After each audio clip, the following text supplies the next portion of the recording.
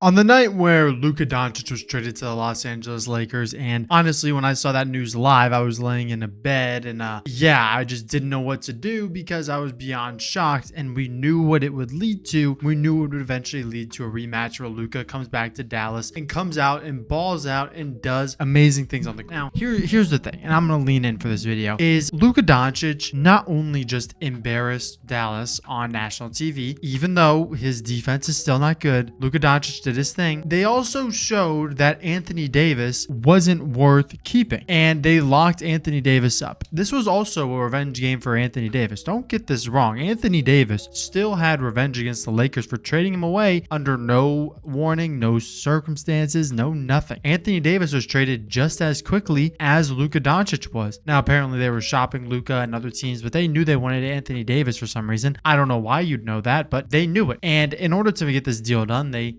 also had to throw in Max Christie, which, oh my gosh, Max Christie. And Max Christie was balling like at the very beginning of his career in Dallas, but now he's kind of cooled off. He's still doing a great job off the bench. But here's the thing. Luka Doncic just went nuclear in his return to Dallas, and he had a plus 26 while he was on the court.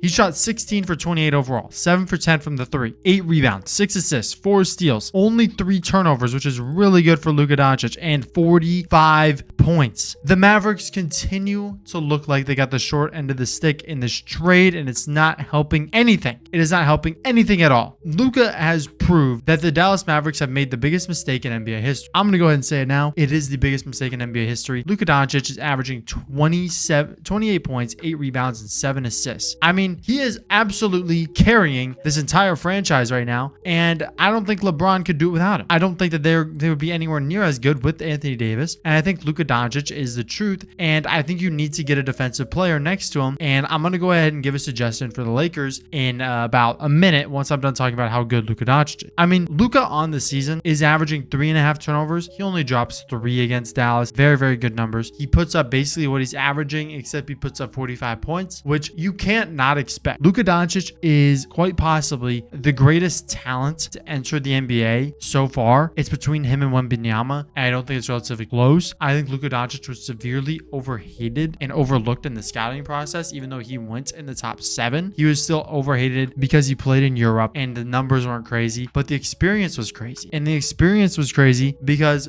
when you're playing professional ball at such a young age and you come over to the United States, it's a lot easier to make the transition into the tempo and the physicality and the hustle that it requires to be a dynamic player. Now, Luka doesn't need defense. Don't get me wrong. Luka cannot play defense. But who needs defense when you're dropping 45 and your plus minus is plus 26? I'm going to go ahead and say this now. I do believe that if the Lakers trade for Lu Dort from the Thunder, I think that would solve 99% of their defensive problem. Lu Dort is probably the best isolation one-on-one defender in the NBA that I've watched with my own eyes. In my opinion, he should be top 3 for Defensive Player of the Year. My rankings right now are Dyson Daniels, Lu Dort, Evan Mobley, and then Draymond Green. I have a friend who's a Warriors fan. He yells at me whenever I tell him that I have Draymond Green 4th. Listen, Draymond Green put himself in Defensive Player of the Year conversations.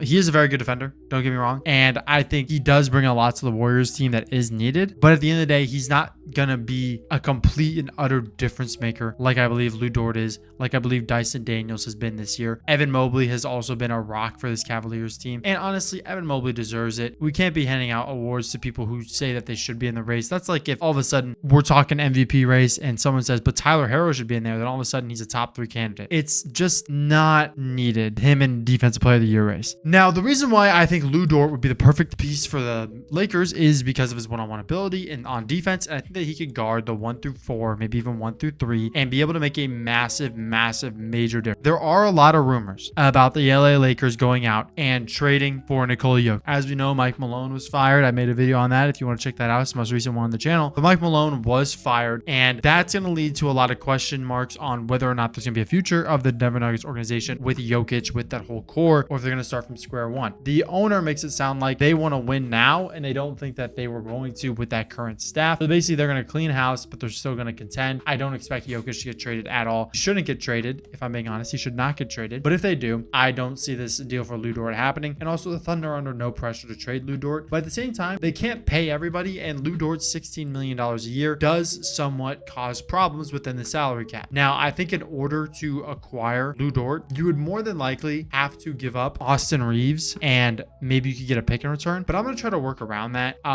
Instead, we know Dalton Connect was within trade rumors. I'm going to send Dalton Connect to the Thunder, and then I'm also going to send over the Gabe Vincent contract, which just makes for a salary dump for the Lakers, which is very, very positive. And then I'm going to trade the unprotected 2031 first round pick to the Thunder. Now, in reality, I do think that this is a very rough outline of what the trade would look like. I do believe that they would take a lot more picks, maybe like a few seconds, maybe another first. I do think that it would maybe take a better player than Gabe Vincent. I think Dorian Finney-Smith makes sense, but that's like a rough layout of what I believe would get the job done. I think that we personally, I say we like I'm a Lakers fan, but the Lakers personally should make a trade for a very defensive player. I think Rui Hachimura can be that player, but I also don't trust him to be that player, if that makes sense. I do 100%, however, believe that Lu Dort would be a major difference maker on this Lakers team. And my other hot take, I guess, is I do believe that LeBron will sign a vet minimum this offseason. I don't think he's going to play for the money anymore. I think it's going to be a very, very crazy situation in which you have a top 20 player in the league playing for $3 million a year. You have Luka Doncic carrying the team at the point guard. You have Reeves at the shooting guard. Then I think you have Lu Dort, small forward, LeBron, power forward, and you would even have the money probably to finesse somehow to get Jokic worked in there. The Lakers could be very scary here. LeBron just has to take a pay cut, but the Mavericks made a major mistake. The Lakers are set up for the future if they play their cards right and if LeBron is willing to take less money, and it's going to get scary in LA. Appreciate you guys for watching as always. Like and sub for more content, and yeah, let's go.